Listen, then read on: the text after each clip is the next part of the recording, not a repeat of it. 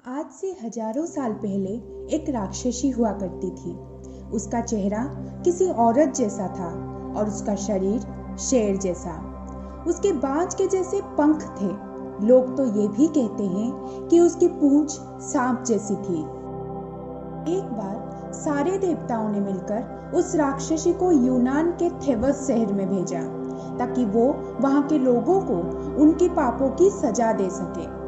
वो राक्षसी वहां के युवाओं को एक पहेली देती थी और वो पहेली ना सुलझा पाने पर वो उन्हें मार देती थी। इस बात से परेशान होकर वहां के राजा क्रेओन ने ये ऐलान किया कि जो कोई भी उस राक्षसी को हराएगा उसे वो अपनी राजगद्दी तोहफे में दे देंगे। ये बात सुनकर ओडिपस नाम का एक आदमी राक्षसी के पास गया और उसने वो पहेली भी सुलझा दी। इस बात से अपमानित होकर राक्षसी ने खुदकुशी कर ली। दोस्तों, इस राक्षसी का नाम स्फिंक्स है और इसका जिक्र यूनान के पौराणिक कथाओं में पाया जाता है। पर ये राक्षसी कहानियों में से निकलकर तब मशहूर हुई जब सामने आया इजिप्ट का द ग्रेट स्फिंक्स ऑफ गिजा।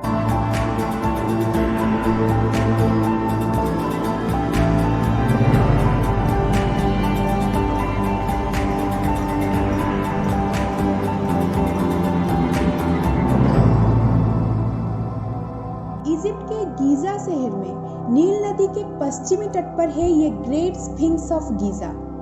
इसका चेहरा सीधे पूरब की तरफ है और ये विशालकाय मूर्ति सिर्फ एक ही बड़े चूना पत्थर को काट कर बनाई गई है। ये दुनिया का सबसे बड़ा एक पत्थर से बनाए जाने वाला इमारत है। इसे कब और क्यों बनाया गया था और वहां के रहस्यमय पिरामिड्स के साथ इसका क्या रिश्ता है, इसका जवाब आज तक किसी को नहीं मिला। ऐसा कहा जाता है कि इजिप्ट के राजा इस मूर्ति को सूरज देवता का स्वरूप मानते थे और इसकी पूजा भी करते थे। वो लोग इसे होरेम आखेत कहते थे, जिसका मतलब था आसमान का देवता। ये मूर्ति 73 मीटर लंबा है, 20 मीटर ऊंचा है और 19 मीटर चौड़ा है। इसकी दाढ़ी, नाक और इसके मुकुट में लगा सांप का कुछ हिस्सा गायब है। इसकी टूटी हुई दाढ़ी को ब्रिटिश म्यूजियम में पर्यटकों के लिए रखा गया है। रिसर्च से ये पता चला है कि जब ये स्फिंक्स बनाया गया था तब मिस्र एक बहुत ही शक्तिशाली और संपन्न देश हुआ करता था। सबसे जाने मानी थ्योरी के मुताबिक इस स्फिंक्स का चेहरा इजिप्ट के चौथे राजवंश के राजा कैफ्रे से मिलता है। वो इजिप्ट के सबसे शक्तिशाली राजाओं में से एक थे और दुनिया को अपनी ताकत का परिचय देना चाहते थे। शायद यही कारण था कि उन्होंने मजदूरों को लगाकर अपनी एक ऐसी मूर्ति बनवाई जिसका शरीर ताकत का प्रतीक माना जाने वाले शेर के जैसा था। इस थ्योरी के अनुसार इसका निर्माण 2603 से लेकर 2578 ईसा पूर्व के बीच में हुआ था, लेकिन कुछ वैज्ञानिक इस बात को नहीं मानते। उनका कहना है कि स्फिंक्स का चेहरा कैफ्रे के बजाय उनके बड़े भाई जेडेफ्रे से ज्यादा मिलता है। कुछ वैज्ञानिकों का ये भी मानना है कि स्फिंक्स का शरीर शेर जैसा नहीं बल्कि एक बिल्ली जैसी है। उनका कहना है कि मिस्र के पौराणिक गाथाओं में बिल्लियों को एक बहुत ही खास जगह दी गई है और शायद तब लोगों के इसी धार्मिक भावना के तहत ये मूर्ति बनाई गई थी। ऐसा माना जाता है कि हजारों सालों से ये मूर्ति रेत में दफन थी और सिर्फ इसका सिर ही बाहर दिखाई दे रहा था। सन 1930 में आखिरी बार सलीम हसन नाम के एक इजिप्शियन आर्कियोलॉजिस्ट ने उस जगह की खुदाई करवाई थी और इस विशाल मूर्ति को दुनिया के सामने लाए थे। एक रिसर्च के दौरान ये पता चला है कि द ग्रेट स्फिंक्स के नीचे से एक रहस्यमयी सुरंग सीधे the great pyramid of Giza के अंदर बनाए गए चैम्बर्स तक जाता है। स्फिंक्स के सामने वाले पंजे के नीचे एक और छोटा सा चैम्बर है जिसको लेकर कई सारी थ्योरीज है।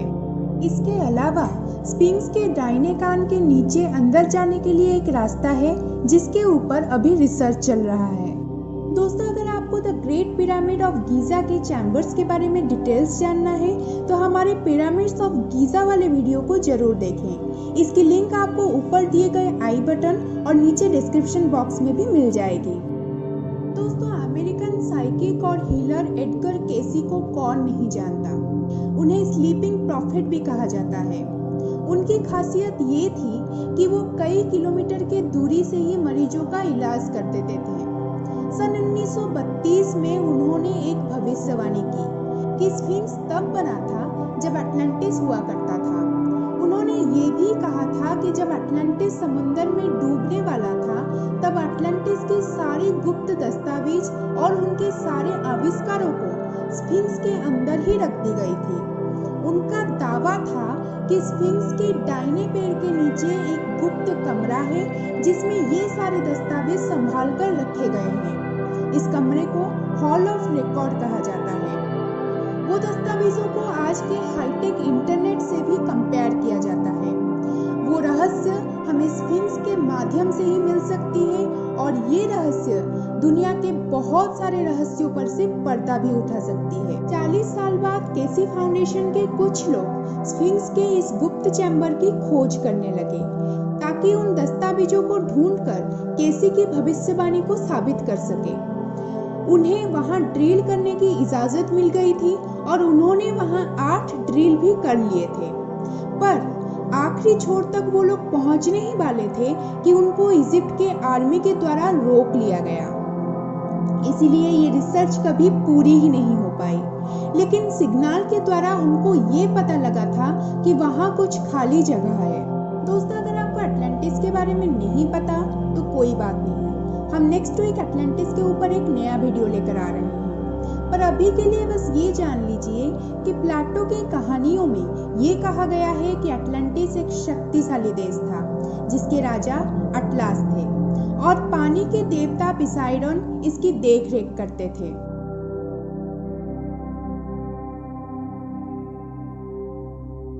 एक दावे के मुताबिक जब नेपोलियन और उनके सैनिक सन 1798 में मिस्र आए थे तब उन्होंने इस मूर्ति की नाक को तोप से उड़ा दिया था।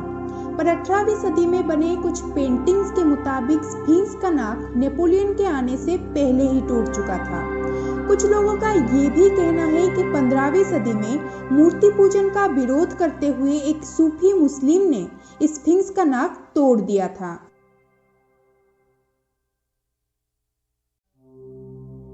अध्ययन से ये पता चला है कि स्फिंक्स को हम आज जैसे देखते हैं ये हमेशा से वैसी नहीं थी। इस मूर्ति पर पुराने जमाने में रंग चढ़ाया गया था जो कि समय के साथ पूरी तरह उतर चुका है।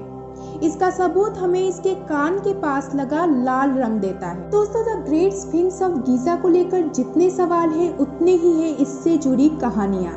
मिस्र के लोग तो आज भी इस मूर्ति में अलौकिक शक्तियों के होने का दावा करते हैं, पर विज्ञान की खोज अभी जारी है। तो दोस्तों, आपको ये वीडियो कैसी लगी नीचे कमेंट सेक्शन में जरूर बताना। अगर आपको ये वीडियो पसंद आई तो लाइक का बटन जरूर दबाइए और अपने दोस्तों के साथ शेयर कीजिए। और हाँ, हमें सब्सक्राइब करना ना भूलें। तो मिलते हैं फिर एक नए वीडियो के साथ।